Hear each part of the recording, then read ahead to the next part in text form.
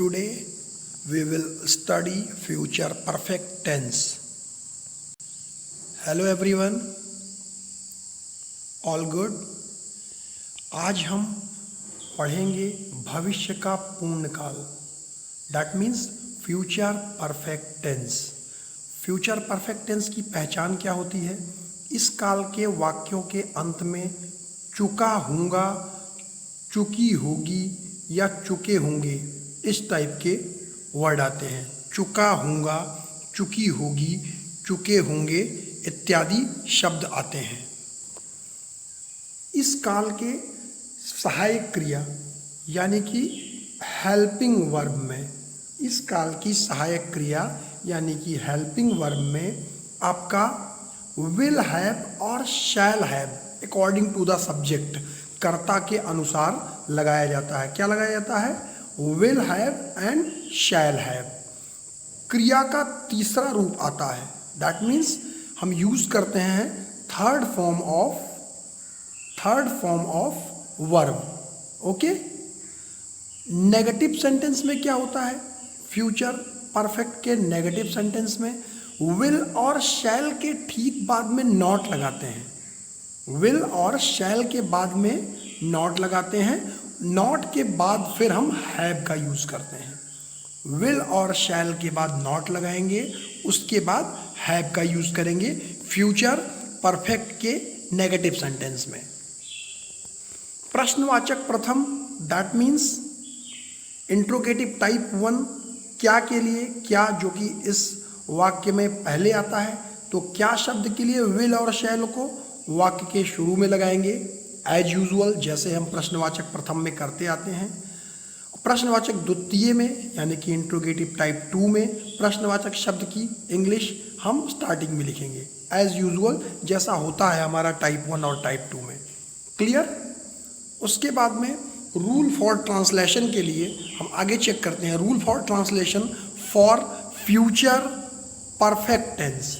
First of all subject, after that helping verb. Helping verb as you know, जैसा कि आप जानते हो, विल हैव और shall have according to the subject. After that third form of verb, मुख्य क्रिया का तीसरा रूप ऑब्जेक्ट, उसके बाद एटसेट्रा. मुख्य क्रिया का तीसरा रूप लगेगा, ये याद रखिएगा, और हेल्पिंग वर्ब विल और शैल लगेगा.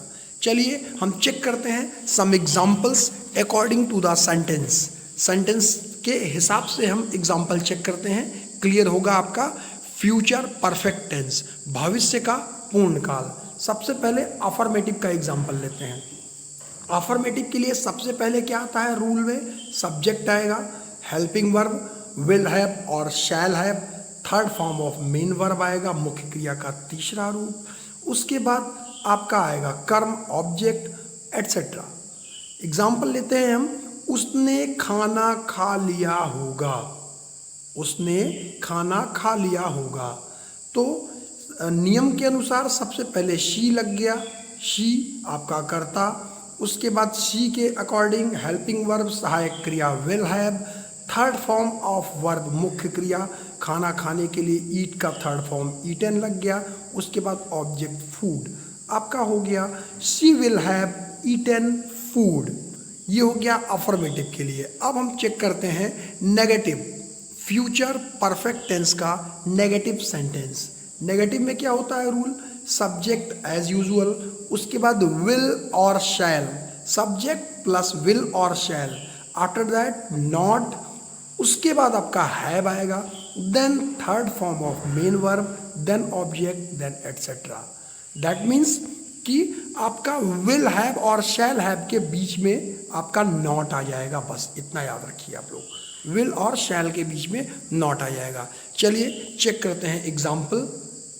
एग्जाम्पल है तुमने फिल्म नहीं देखी होगी. तुमने फिल्म नहीं देखी होगी. Then you will not have seen a film. Subject, then helping verb, then not, then have, then third form of verb, then a film object. You will not have seen a film. तुमने film नहीं देखी होगी. ठीक. अब हम देखते हैं interrogative first type का। इंट्रोगेटिव फर्स्ट टाइप में क्या होगा रूल? इंट्रोगेटिव फर्स्ट टाइप के लिए सबसे पहले हेल्पिंग वर्ब विल और शैल आएगा। क्या के लिए? विल और शैल सबसे पहले ट्रांसलेशन में आएगा। आफ्टर दैट सब्जेक्ट, उसके बाद आपका आएगा हैव, फिर थर्ड फॉर्म ऑफ वर्ब, फिर ऑब्जेक्ट, देन एटसेट्रा। सबसे पहले सहायक क्रिया विल और शैल कर्ता के हिसाब से, उसके बाद कर्ता, फिर आपका आएगा हैव, फिर थर्ड फॉर्म ऑफ वर्ब यानी मुख्य क्रिया का तीसरा रूप, फिर कर्म, उसके बाद एटसेट्रा, लास्ट में क्वेश्चन मार्क। एग्जाम्पल लेते हैं हम। क्या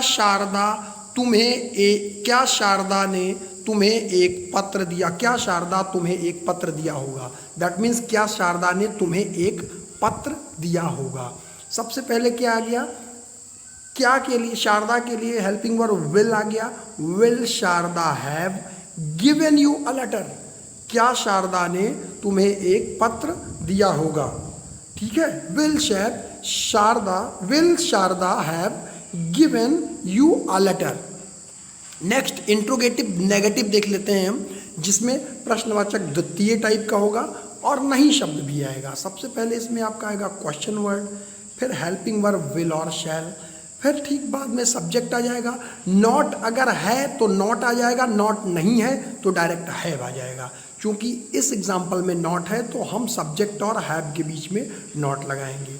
फिर third form of main verb, फिर ऑब्जेक्ट, फिर एटसेट्रा। ये प्रश्नवाचक के दोनों भागों में हो सकता है, नहीं आ सकता है, नहीं भी आ सकता है। देन हम सब्जेक्ट और हैव के बीच में नॉट लगा देंगे। है नहीं तो नॉट लगाएंगे, नहीं है तो सीधा सब्जेक्ट के बाद हैव आ जाएगा। अब चेक करते हैं एग्जाम्पल गाइस। एग्जाम्पल है राम कल घर क्यों नहीं गया होगा? राम कल घर क्यों नहीं गया होगा? देन क्यों की इंग्लिश सबसे पहले Y, then helping verb will, then Ram, और नहीं आया है इसके लिए नॉट लग गया, फिर have, third form of verb gone, to home, tomorrow. मतलब वाई हो गया आपका प्रश्नवाचक शब्द, उसके बाद विल हो गया सहायक क्रिया, उसके बाद राम सब्जेक्ट, देन नॉट आ गया आपका, उसके बाद आप अगर चेक करें तो आ गया आपका have, then third form of verb gone, उसके बाद में आपका आ गया होम ऑब्जेक्ट, उसके बाद एटसेट्रा में इसमें बचा कल यानी कि आने वाला कल टुमारो के लिए, देन एटसेट्रा में टुमारो ऐड किया, लास्ट में क्वेश्चन मार्क। Clear guys?